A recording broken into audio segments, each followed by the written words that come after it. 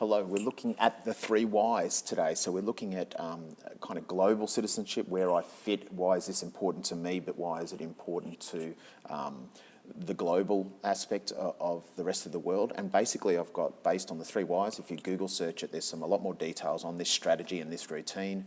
So the first section is, why might this topic, question, event matter to me? Why might it matter to the people around me, like family? And then branching out, why might it matter to the world?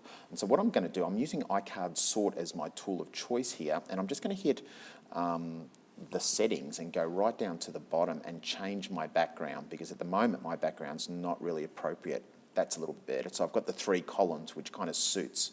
Now the three whys is a great way of inquiry, getting into inquiry, and it can be, I guess, applied to any topic that you're actually studying. So it could be immigration, it could be a mathematics thing talking about perimeter or velocity and speed.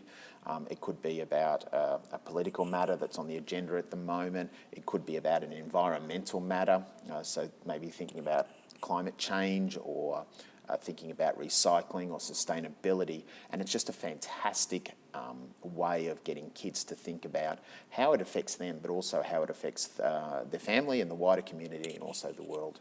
And so what we can do there is we can just add different little cards like this. So it might matter to me because of my health.